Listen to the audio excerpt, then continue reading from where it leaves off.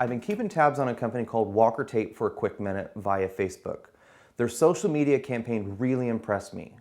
Walker Tape has a division totally devoted to hair extension tape. You can check them out at www.hairextensiontape.com. I reached out to one of the owners for some samples of their extension tape. My first thought was, I'm happy with my current tape. Why would I change? One word, value. Their extension tape was a lot less expensive. Also, if you're having trouble with your tape extensions falling out, I would recommend getting a sample from them. You might just fall in love with your tape extension all over again. I thought it would be cool to do a review about them for stylists that do tape extensions. They have 2 tapes that are perfect for extensions. I tested them out on a couple of my clients with great success. Let me break them down for you. No Shine tape is made from an acrylic adhesive for a strong hold and a polyurethane carrier for flexibility. It lasts 6 to 10 weeks. ProFlex 2 tape is very popular because it's hypoallergenic. It's made with urethane, which makes for a very flexible bond, and it lasts 6 to 8 weeks. I found with the ProFlex 2, you get a stronger hold to start with. It takes a little more skill to apply, and removal is a little bit harder. What I like about both tapes is that they're adjustable. It's perforated, so you can basically divide it in 2.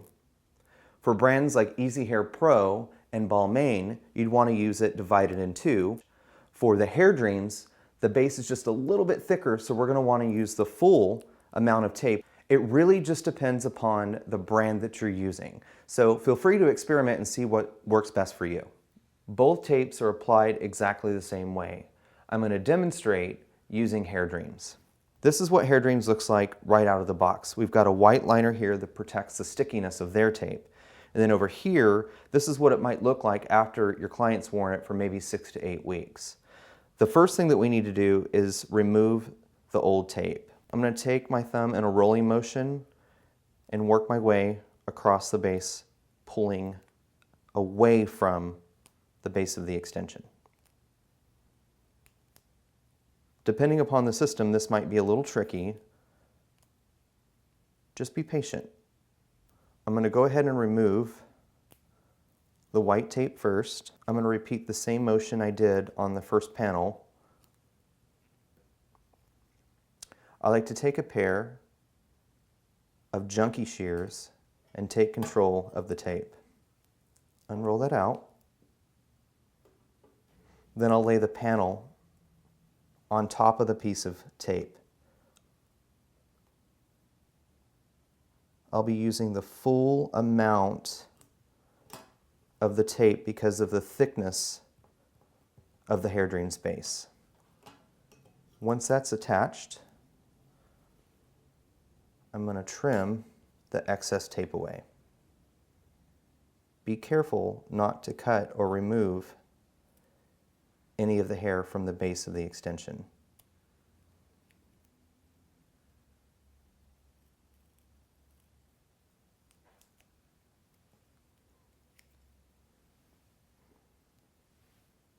For my peace of mind, I like to make sure that the tape is thoroughly attached to that base. I'm going to repeat this process on the other panel. Again, I'm going to roll the tape out a little bit more than what I need. I'm going to take control of the tape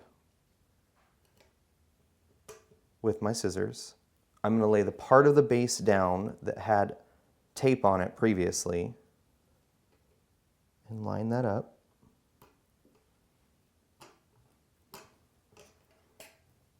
And then I'm going to trim the excess tape away from the base. Now these Hair Dreams panels are ready to be reapplied into your client's hair. Let me show you what that would look like. I'm going to show you how to reapply this Hair Dreams panel. You'll definitely want to make sure that you're following the manufacturer's instructions when reapplying them back to your client's hair. Most tape and extensions apply this same way. However, there are some subtle differences. I'm going to go ahead and peel the liner from the tape. And I'll peel the other portion of the liner. And this will reveal the sticky side of the tape. Now, I have preloaded hair up into, I would say, my client's hair. This is actually one of my favorite mannequin heads. So I've preloaded that up and I've pushed it over. I like having control over the amount of hair that goes inside the actual tape panel.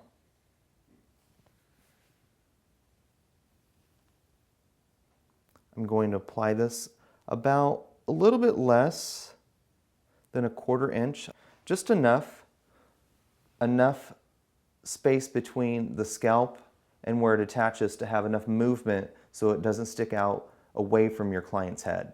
Unclip and let it fall back over. And then I'm going to take the second panel, remove that liner, and we're going to place that on top of our first panel. Make sure they line up perfectly.